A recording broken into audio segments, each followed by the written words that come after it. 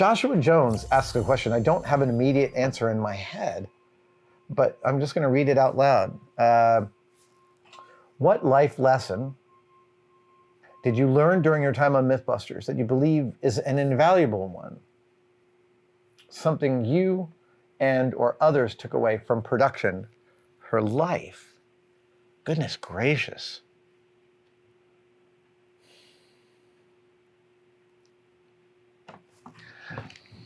I mean, the reason I paused on that one is,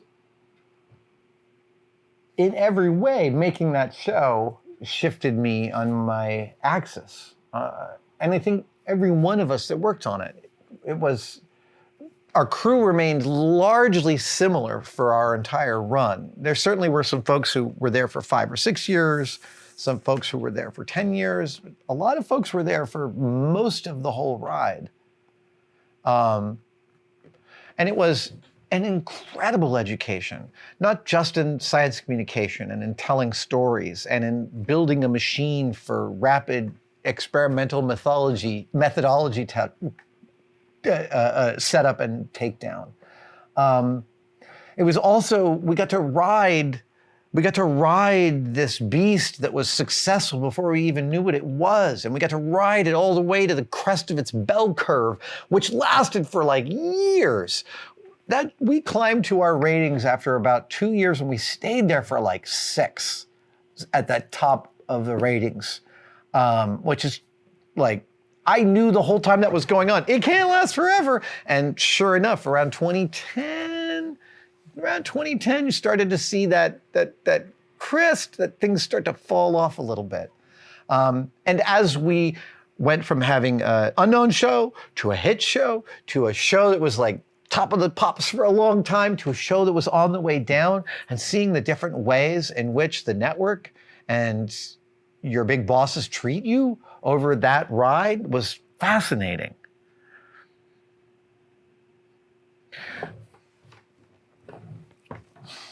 I'm going to think about this more. I do want to say, you know, the thing that shifted me for life, the thing that I will take with me forever, is the crazy grace of the way that show got awarded. This is a time in television when 5 people showed up to shoot the pilots with me and Jamie. That's not how anyone makes television anymore, at all. And so we made this very intimate set of 3 pilots. And when the show awarded, the crew wasn't that much bigger, you know, maybe about 10 people. And by the end of production, by the end of 13 years in 2015, we were only about 22 people across both teams, all 5 hosts. And because the show was successful, like just to give you the timeline, we were filming the show starting in the beginning of 2003. The episodes were airing by May. We were still filming the first season, and we were getting feedback from what we were filming. And we get to learn how to be on television while this show was succeeding, which meant that no one messed with us, because they were basically, when your show's doing well, the network's like, keep doing whatever it is you're doing. We're not going to mess with you, which is very smart. And it meant that we just kept on getting to explore the stuff we were really interested in. You know, getting to do Lead Balloon. What a ridiculous episode. But that rated really well. It not only cut really well, you know, the editing team didn't think it was going to be a massive story, making a 14-foot balloon out of 28 pounds of lead.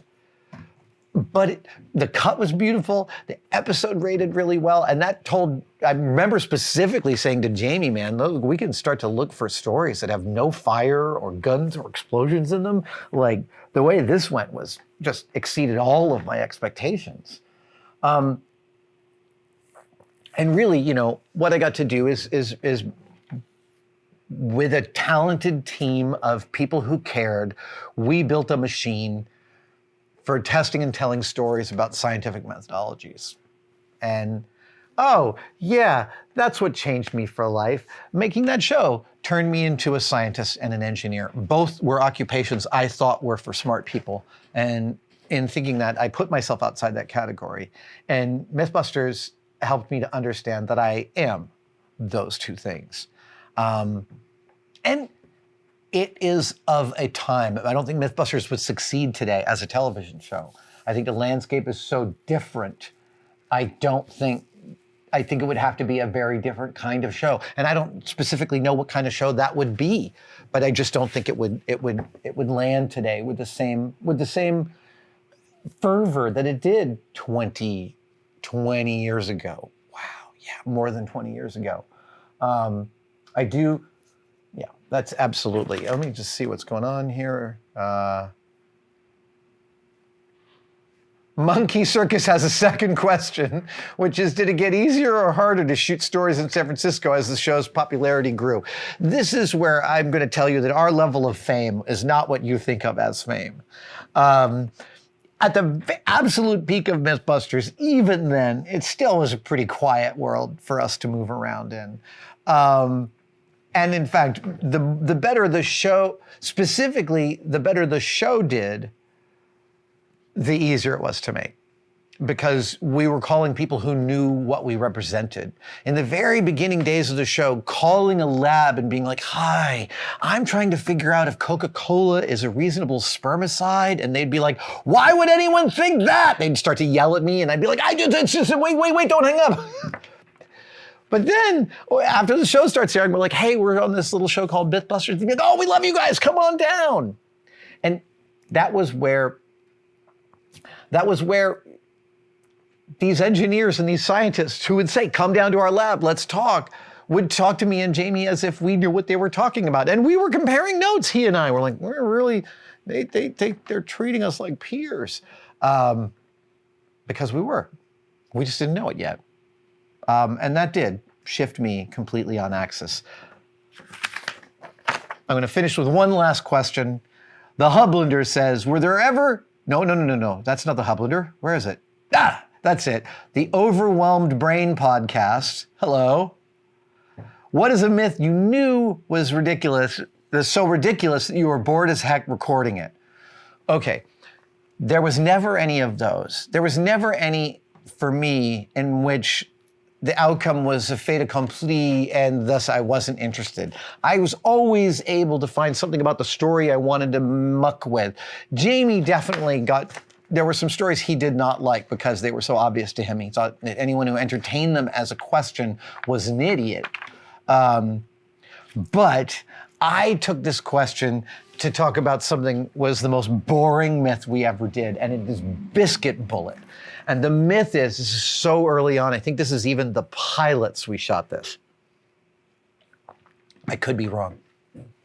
The myth is there's someone who buys a bunch of groceries in their car and they put them in their car and they leave these groceries in their hot car for a couple of hours and then they get in their car and they're driving away and they hear this loud noise, they feel a percussive hit on the back of their head and they reach back and they feel all this warm stuff and they think they've been shot. In their shock, they hear a crack, pow, ooh, they reach back and feel, and it turns out to be biscuit dough. The inside of the car has gotten so hot that the tin of biscuit dough has done its thing and popped out. I think this was the pilots because we were so green at this point, we did not know how to make the inside of a car hot in a reasonable way. If I had to do it now, I'd be getting strip heaters and space heaters and radiant heaters. I'd get some IR. And we just had a whole bunch of we had 10 space heaters just sitting on apple boxes pointed around this car, shining inwards with the thermometer inside. And it took hours and hours and hours.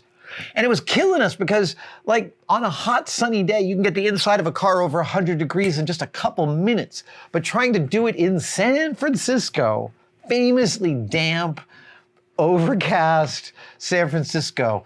Again, we're sitting there with these radiant heaters, the temperature's climbing by 1 degree every 10 minutes. It's we're dying. And I did this piece to camera where I was like, remember kids, science can be boring. And I just remember making my producer laugh hysterically. And I really enjoyed getting that laugh. That was a little bit of me understanding how my own dumb sense of humor could be an interesting part of this show, right? I was having a reaction to that. I went to that place with the reaction. It made it in the cut. It was one of my favorite things I said. And the story was just so excruciatingly tiresome to execute. In the end, we did get the temperature in the car hot enough, and the biscuit didn't just, the first time we did it, it went poof, like this. But then the second time, it actually went past the head of our test dummy and hit the windshield. I consider that confirmed, or let's say plausible. Thank you for watching that video. Are you as sick of the tosses to membership as I am? Good, because here's a brand new one that I recorded today, and it's nice and short. There are 3 tiers to tested membership, and they all offer awesome stuff. Find out about it by clicking the join link below. We'll see you there.